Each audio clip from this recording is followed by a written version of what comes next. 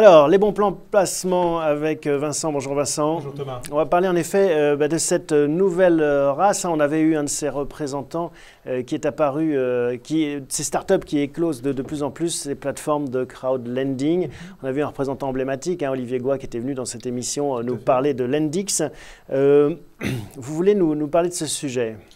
Oui, en fait, la question qu'on se pose aujourd'hui, c'est toutes ces plateformes de crowdlending. Donc, le crowdlending, c'est quoi ? C'est en fait c'est le financement participatif qui se concentre sur le prêt entre particuliers et là, spécifiquement, entre particuliers et entreprises. Donc, ce sont des particuliers qui vont décider de devenir banquier, en fait. De devenir banquier et d'attendre un rendement en retour de l'épargne qu'ils vont placer pour financer ces entreprises. C'est assez paradoxal parce qu'en fait, les Français n'aiment pas trop leurs banquiers en général et on leur propose de le devenir. Alors, c'est une façon de les concurrencer et en même temps, ils vont se rendre compte peut-être que c'est un métier difficile. Alors oui, c'est un métier difficile. On vient de voir, et ça fait plusieurs mois qu'on rabâche le fait qu'aujourd'hui, les taux sont extrêmement bas. On vient de finir le point sur les marchés financiers. On se rend compte qu'il y a un cash absolument faramineux disponible. Et donc, d'une certaine manière, aujourd'hui, les entreprises, les bonnes entreprises, celles qui ont un projet viable, arrivent à se financer dans d'excellentes conditions et donc n'ont aucune raison de se tourner vers des plateformes qui vont demander un coût de l'argent autour de 8 à 9%.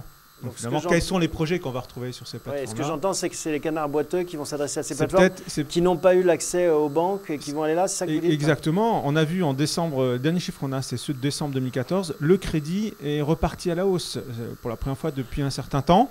Donc oui, les canards boiteux vont se tourner vers ces plateformes-là. Pourtant, il y a des belles signatures. Là, on a vu Lendix avec Ducasse ou probablement qu'il y a de bonnes plateformes qui font un choix sélectif. Mais l'enjeu va être le suivant. Je lisais encore hier une interview d'un des patrons emblématiques d'une des plateformes en France qui disait finalement, pour avoir un rendement positif et pour éviter le rendement négatif sur son épargne, il va falloir investir sur plus de 100 lignes. Mais 100 lignes, aujourd'hui, je vous mets au défi de trouver des plateformes de crowdlending qui proposent plus de 100 lignes qualitatives. Donc non seulement il faut les trouver, les 100 lignes, mais en plus, il faut devenir gérant. Et c'est un métier. Pourquoi 100 lignes ? C'est la démonstration qui a été faite en Angleterre, qu'en dessous de 100 lignes, on avait un rendement négatif du fait du défaut de certaines entreprises. Et d'ailleurs, une des raisons pour lesquelles une des plateformes a décidé de fermer, de mettre la clé sous la porte ces dernières semaines, c'est justement que le taux de défaut des PME a quand même augmenté. Alors vous faites référence à Isodev, qui était du crowdfunding de luxe finalement, fondé par l'ancien patron des banques populaires et qui était très bien financé et qui finalement s'est retrouvé dans un marché où, en effet, avec la courbe des taux qui s'écrase, finalement, en fait, les projets et ces business models sont apparus à un moment où il était très difficile de se financer. C'était à conséquence de la crise de 2008 et de 2011, problème de financement des entreprises. Les taux, à ce moment-là, les spreads avaient augmenté. Aujourd'hui, on n'est plus du tout dans cette situation-là. Encore une fois, on l'a encore expliqué il y a quelques minutes. Et donc, ces business models sont apparus à un moment et ont été imaginés et viennent sur le marché à un moment un peu en décalage finalement avec la réalité du marché. Ce que vous dites, c'est que Mario Draghi finalement écrase un peu ces jeunes pousses du crowdlending. Malheureusement, oui. Même si on peut imaginer qu'il y ait d'autres motivations pour investir, ça peut être un moteur affectif. Alors, simplement, de financer une PME à côté de chez soi, ou un restaurant, une organisation qui nous est chère. Et nous, on trouve que c'est extrêmement important. Le vrai moteur de cette épargne-là, c'est de redonner du sens. Et ça aussi, on le rabâche en permanence. Redonner du sens à son épargne. Et là, c'est plutôt un message à envoyer aux producteurs, à ceux qui inventent des produits financiers.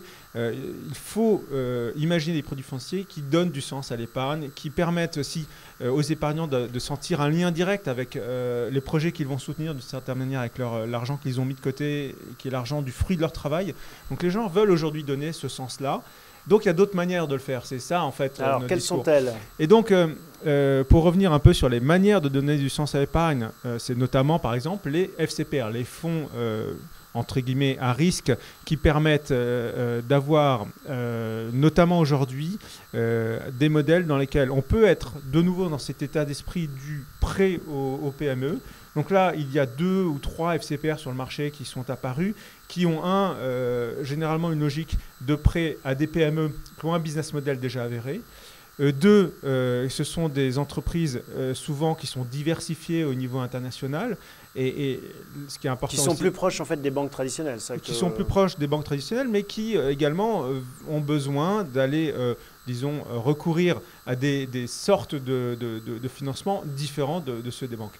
Et donc, au-delà de ça, l'avantage pour l'épargnant, c'est que ça, c'est un autre point qui aujourd'hui, je pense, est un frein à l'investissement sur les plateformes de crowdlending, c'est qu'elles se font à fiscalité, au niveau de la fiscalité de l'impôt sur le revenu. Or, tous les produits qu'on peut évoquer, comme les FCPR, voire les FIP, FCPI qu'on voit en fin d'année au moment de la campagne liée à l'ISF, ces produits-là ont un avantage fiscal. Vous nous avez apporté un tableau, d'ailleurs, qui résume un peu tout ça. On voit en effet cette typologie entre les prêts participatifs ou les plateformes de crowd, où voilà, on voit en fonction du risque, de la gestion, de l'objectif de rendement et de la fiscalité. On voit qu'il y a un objectif de rendement plus élevé qui correspond donc à un risque peut-être plus important. Il y a quand même un détail, c'est que d'un côté, on est maître de son portefeuille, un petit peu comme ces brokers en ligne qui étaient nés dans les années 2000. On peut gérer son portefeuille en direct, investir dans ses actions. Là, on peut choisir ses PME, alors que sinon, on délègue à des experts. On délègue, mais comme je reviens à ma démonstration, au début de ma démonstration, je disais que pour être positif en termes de rendement, il faut viser d'avoir plus de 100 lignes. Or, gérer 100 lignes, même si c'est quelques centaines d'euros, quelques milliers d'euros, c'est pas possible. Même les gérants professionnels se refusent d'aller vers des portefeuilles d'une certaine manière où il y a trop de lignes à gérer. Donc je ne vois pas comment ça peut bien déboucher. Il manque une ligne, aussi, c'est les coûts. Ça coûte plus cher aussi d'être dans une gestion administrée que de ça faire coûte en plus direct. cher, mais au regard des avantages fiscaux qu'on a, en réalité, on arrivera avec une fiscalité au niveau du revenu, si on est à l'IR, sur les plateformes de crowdfunding, en réalité, on arrivera à peu près au même revenu, rendement net sur les FCPR, sauf qu'on aura pris moins de risques et on aura en plus délégué complètement la gestion. Il y a un autre élément extrêmement important. Les épargnants aujourd'hui, ils cherchent quoi? Ils cherchent surtout à augmenter les revenus au moment de leur retraite. Or, aujourd'hui, la loi sur le financement participatif limite les prêts à 1 000 € par ligne. Donc, ça devient quand même très compliqué de constituer un vrai portefeuille par ce biais-là, alors qu'on peut investir plusieurs dizaines de milliers d'euros sur des FCPR sans que ça représente un problème d'accès aux produits, bien évidemment en respectant les critères de gestion patrimoniale. Un nom à recommander Alors, il y a 2 FCPR que nous apprécions particulièrement parce qu'ils ont cette logique soit internationale, soit de diversification, soit de recherche de PME ou d'entreprises matures. Donc, il y a le FCPR 123 Venture Multicorporate, et puis il y a un FCPR d'Entrepreneur Venture qui s'appelle Entrepreneur Export OC numéro 2. Ce sont les 2 produits qui respectent ce cahier des charges. Bon, on les retrouve sur le site de Bien Prévoir, Tout à fait. j'imagine. Merci Vincent pour ces explications. Plaisir, à bientôt.